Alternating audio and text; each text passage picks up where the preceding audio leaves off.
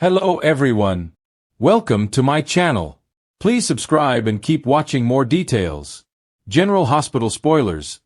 Drew takes the Q mansion when Monica passes.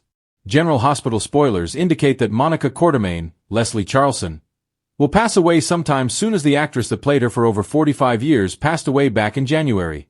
GH has yet to address Monica's demise, but it appears that it is coming very soon. Drew Kane, Cameron Matheson, is currently recovering from being shot at GH, and is still as conniving as ever. It is entirely possible that Drew will make a play to hit the Quartermaines where it hurts when Monica finally passes away, and he won't hesitate to try to take anything that he felt was rightfully his, including the Quartermaine mansion, owned by Monica.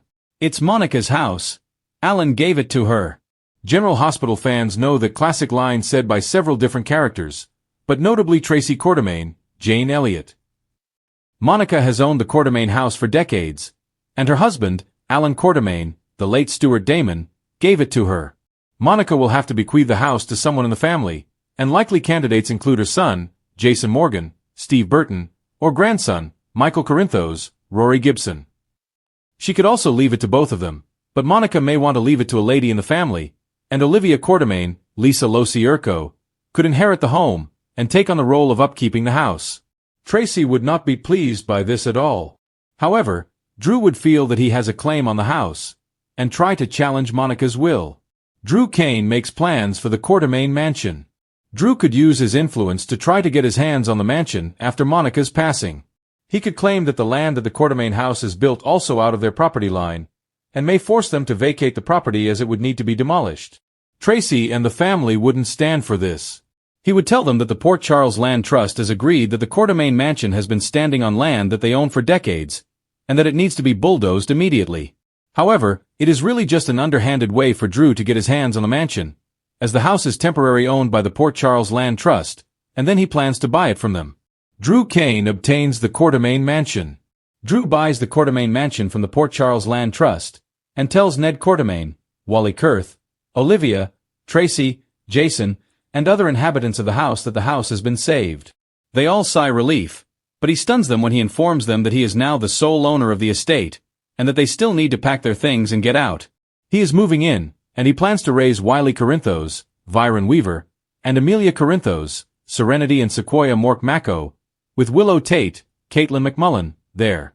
The entire family, especially Michael, would be incensed with Drew, and vow to destroy him at all costs. What do you think? What do you think? Do you think that Drew will try to take away the Quartermaine mansion? Will Drew succeed in doing so? Will Drew now own the mansion and kick everyone out? Keep watching General Hospital, weekdays on ABC, to find out what's next. Change is the one thing Port Charles residents can never escape, and the latest shakeup comes with heartbreaking loss and dramatic fallout. General Hospital spoilers reveal that Monica Quartermaine's passing sends ripples through the town, not only because the grande dame of the Q clan was beloved, but also because her estate sets off an avalanche of family drama. The Quartermaine mansion, long the crown jewel of family battles, becomes the center of controversy once again. And this time, it's Drew Kane who ends up with the keys to the kingdom. But will his inheritance unite the family, or tear it apart forever? Monica's final days. Monica's health struggles had been whispered about for months, but true to form, she kept most of her difficulties private. Viewers knew the day would come when the matriarch would take her final bow, but the announcement of her passing still shocks Port Charles. Monica was the thread connecting the chaotic Quartermaines to their roots. Her presence anchored the sprawling mansion and all who lived there.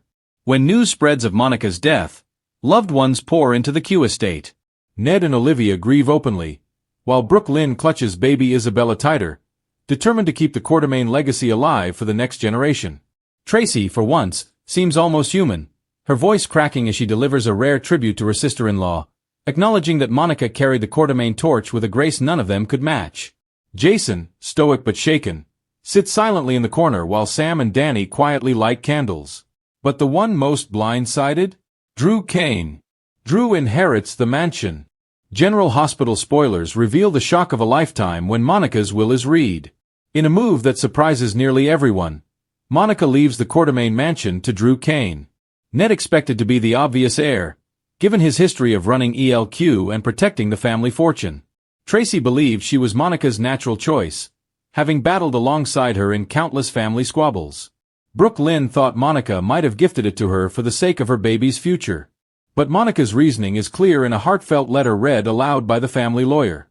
The Quartermain mansion has always been more than walls and windows. It is a home where family finds each other, even in chaos. I believe Drew will honor that.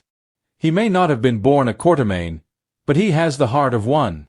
He understands loss, resilience, and what it means to rebuild. My hope is that Drew will use this house not just to live in, but to keep the family together when I no longer can. The room falls into stunned silence. Family fallout. As you might expect, Monica's decision does not sit well with everyone. Tracy is the first to lash out, accusing Drew of manipulating Monica. You barely knew her before she was gone, Tracy sneers, her voice sharp as glass. And now she leaves you the house? How convenient. Ned, though trying to be diplomatic, can't hide his disappointment. He spent decades pouring his blood, sweat, and tears into keeping the Quartermain name alive in business and resentment, Ned insists. It's about history. That house has always belonged to a Quartermain heir, and Drew, no matter how much Monica cared for you, you weren't part of this family in the way she thought. Brooke Lynn, torn between her loyalty to her father and her gratitude for Drew's kindness in the past, takes a more measured stance. But even she questions the practicality of Drew running the estate when his life has been tied to military missions, corporate power struggles, and more recently, trying to repair fractured relationships with Sam and Scout. Jason's unexpected support. In a twist that shocks the family, Jason actually sides with Drew. For years, Jason and Drew were pitted against each other, first as rivals for identity, then in battles over Sam, Scout, and family dynamics. But Jason surprises everyone by stepping forward with a quiet but firm declaration. If Monica trusted Drew with the house, then we should respect her wishes, Jason says. She saw something in him, and I trust her judgment. For a man of few words, Jason's support carries weight. It tempers some of the hostility, though Tracy remains unconvinced. The irony isn't lost on the family. The two brothers, once rivals, now find themselves bound by Monica's final wish. Drew's dilemma. General Hospital spoilers tease that Drew is torn over the inheritance.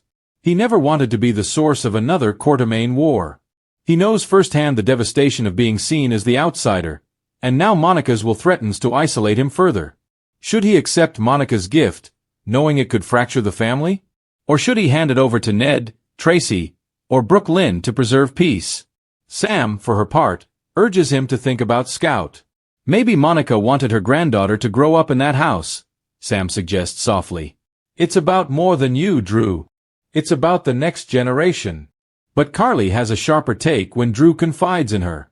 You've spent your life playing second fiddle to Jason, to Sonny, to everyone, Carly tells him. Maybe this is your chance to stand up, claim something that's yours, and prove you're not just passing through Port Charles, you're here to stay. The mansion as a battleground. Spoilers hint the Quartermain mansion itself will become a literal battleground in upcoming weeks. Tracy begins scheming to have the will contested, digging into legal loopholes and threatening to expose secrets Drew may not want aired. Ned, while reluctant to wage war, is quietly pressured by Olivia to fight for the home that has always been the heart of his family.